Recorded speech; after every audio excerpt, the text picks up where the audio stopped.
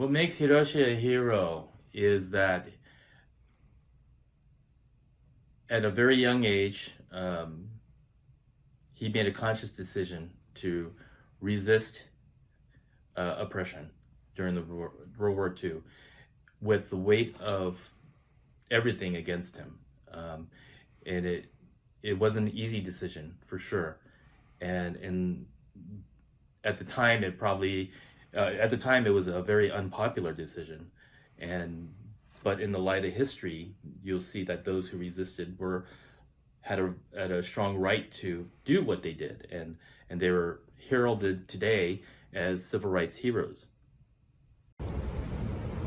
So, I think Mr. Kashiwagi's courage to speak out and talk about being a no-no and what it's meant, and also to share the painful negative consequences that he suffered as a result of being a dissident.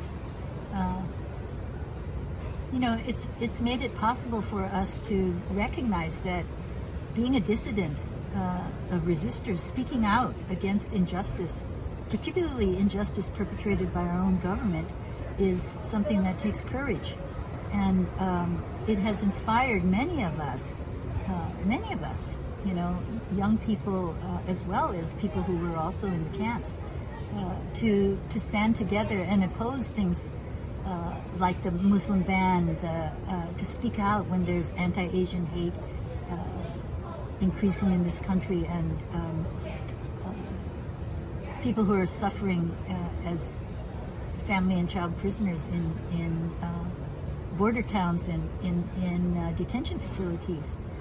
We're now realizing how important it is for us to oppose policies that oppress groups and support Black Lives Matter, support their demand for redress and reparations. So, the no-nos, and particularly Mr. Kashiwagi, have provided us a new perspective, a way of seeing our responsibility to promote the ideals of American democracy.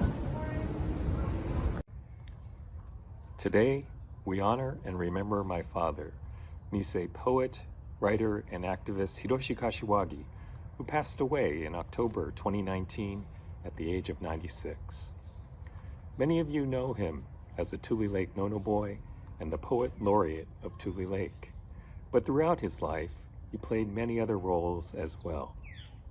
Award-winning author, playwright, actor, poet, artist, activist, librarian, as well as a husband, father, uncle, sabazushi and hoshigaki maker, a #1 fan of the San Francisco Giants, and lover of his beloved Shiba Inu, Hoshi. As a pioneer of Japanese American and Asian American theater, my dad was an inspiration to me and our theater group, the Grateful Crane Ensemble, which followed.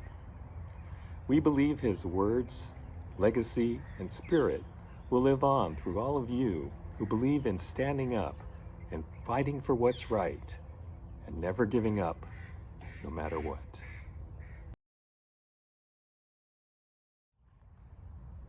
In April 1975, my dad was invited to speak at the second Tule Lake Pilgrimage in what would be his first trip back to Tule Lake since leaving camp 29 years earlier. On the bus ride the night before, he would write what would become his most famous poem, A Meeting at Tule Lake. Ever since that day, he would go on and read the poem at annual Day of Remembrance events and at numerous Tule Lake pilgrimages, including his last pilgrimage in 2018. A meeting at Tule Lake seemed to cover the whole breadth of what Tule Lake was about, in one somewhat long poem. And he covered so much of that experience in poetic form that we felt it was the perfect tone setter for our pilgrimages. It's as if when he was reading the poem, he brought all the backlog of emotions that he was speaking from his heart to our heart, and expressing the pain, the loss, in ways that could only be expressed in a poem.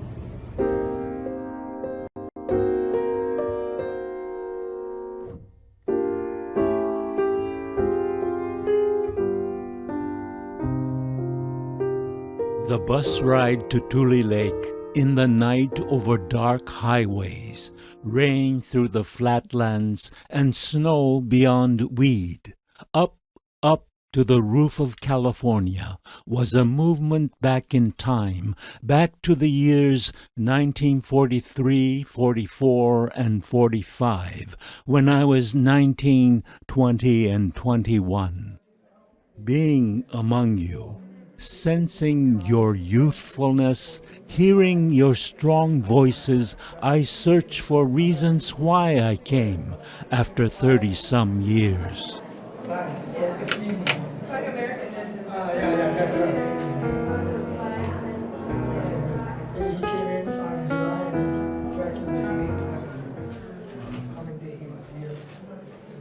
Tule Lake, that was a name I dared not mention, spoken warily, always with hesitation, never voluntarily.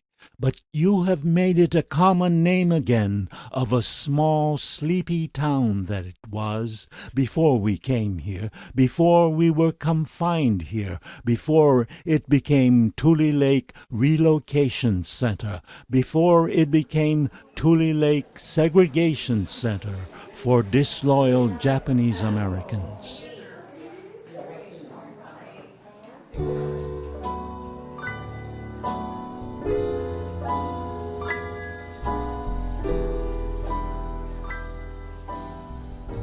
Yes, it's right that we're here to see firsthand where 18,000 of us lived for 3 years or more, to see again the barbed wire fence, the guard towers, the MPs, the machine guns, bayonets and tanks, the barracks, the mess halls, the shower rooms and latrines. My dad used to call it abalone. It looks like a upside down abalone cell. Yes, it's right to feel the bitter cold of the severe winters, the warmth of the pot-bellied stove, and the dust storms. How can we forget the sand biting into our skin, filling our eyes and nose and mouth and ears, graying our hair in an instant? We walked just across the way. We came here. I thought I saw it over here somewhere around here. Yes, it's right to recall the directives of the War Relocation Authority, their threats and lies, the meetings, the strikes, the resistance, arrests, stockades, violence, attacks, murder, derangement, pain, grief, separation, departure, informers, recriminations, disagreements, loyalty, disloyalty, yes, yes, no, no, no, yes, Issei, Nisei, Kibe. These are words now, but they were lived here.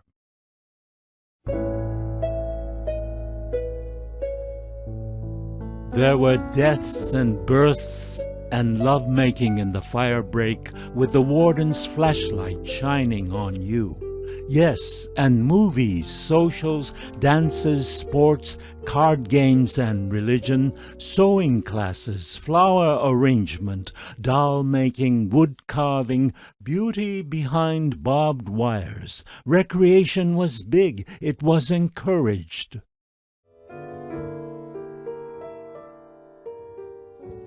Keep 'em busy, keep 'em occupied, keep 'em sane, for heaven's sake. But a Chronicle reporter observed there are 18,000 mental patients living in confinement at Tule Lake. So it is right that we are here. It is right that I remember and tell it. I wish I could share the feeling I have now with the Issei and Nisei, they who lived here, they who do not speak of it, who pass it off as a good time experience. Whatever we did here, the commitments we made, loyal or disloyal, compliance or resistance, yes or no, it was right. Because the young people make it so, because they seek the history from those of us who lived it. So we must remember and tell it. We must acknowledge it and tell it.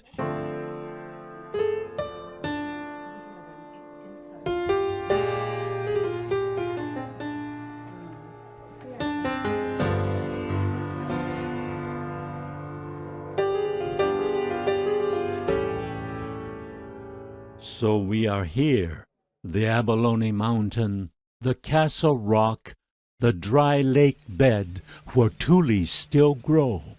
But the barracks, where are the barracks? And where apartment 4005D? Home once long ago, sold, demolished, gone. Little remains except what's trapped in our heads far back somewhere.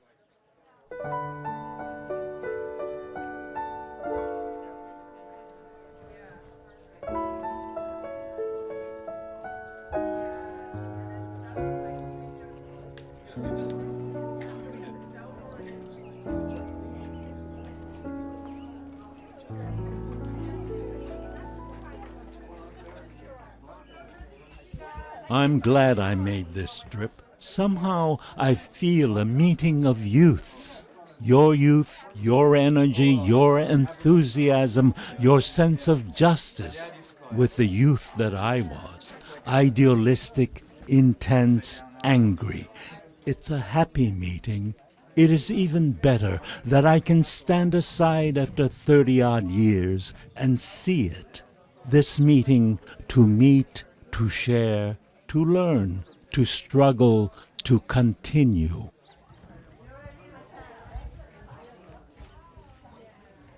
I sense an immense feeling of continuity with you, all of you.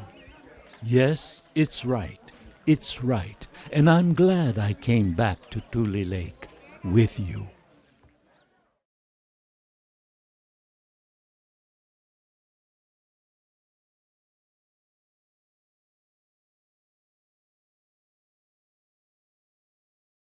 I think for younger people, any voice of resistance is something to hold on to. It's something that's inspiring. It's courageous. It gives them hope in resistance to any injustice. So when Mr. Kashiwagi came out so openly and so righteously, it I don't know, one of the things I felt was a great love for my father, for what he went through, and realizing that the shame that he felt, or that I thought he might have felt, and now it brought into question, did he feel shame? I think he tried to protect us. It was more about protecting us because he felt righteous about his decision. But because it would cast a shadow on his children, he never spoke about it. So when Mr. Kashiwagi came out, it was a relief. It was a revealing of the truth, and it gave dignity back to people who didn't understand, if they even knew whether their fathers or grandfathers had answered no to that loyalty questionnaire. It was very freeing. And we knew that because of our experiences being incarcerated during the war, we needed to stand up and speak for others. And it was very important for us to have a Japanese American, a Nisei incarcerees speak. So Hiroshi led us off and with the moral authority of being a former incarceree. So we're really grateful for him for always sharing his voice. A very vivid memory was at the United for Compassion event, which was in 2016, shortly after the election, where we all felt so defeated and frightened about what that Trump administration could do to all people of color, particularly Muslims and people seeking asylum at the border. And what started out to be a pleasant day turned very cold in San Francisco, and the wind was whipping through the air, and Mr. Kashiwagi was going to speak, and I was going to speak after him. And I remember thinking, I need to go home. This is too cold. I can't do this. And I looked over and I saw Mr. Kashiwagi on the stage, just back straight. He was holding a piece of paper, so strengthened in his intent to speak his words of truth and to rally us and to encourage us. And even though I was shaking, I was so cold, I told myself, if Mr. Kashiwagi can be there with so much of this internally driven courage and determination, I need to not monku. I need to not complain. And if he can do it, I must do it.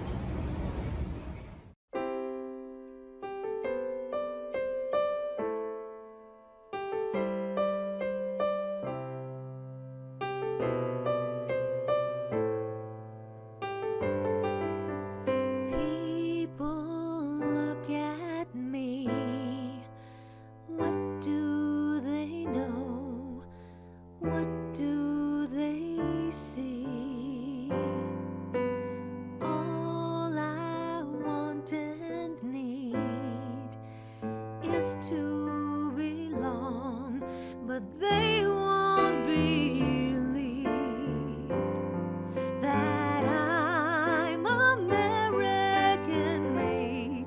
Just like you and I wanna say, American made. It's my home and here I'll stay. American made.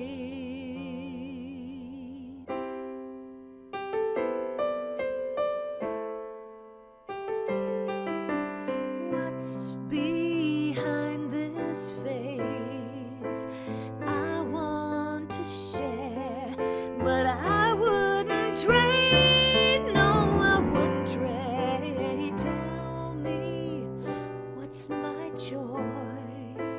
Come on and hear my lonely voice. Oh, I'm American made, and I don't care what you say.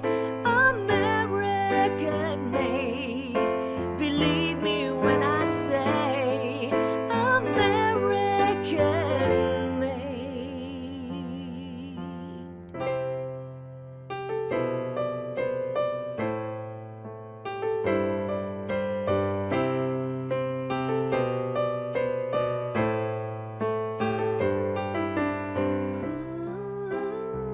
What can I do? Why do I still have to try and prove? There are times I'm confused. Maybe I'm a fool, but I still love you. Oh, I'm American made, just like you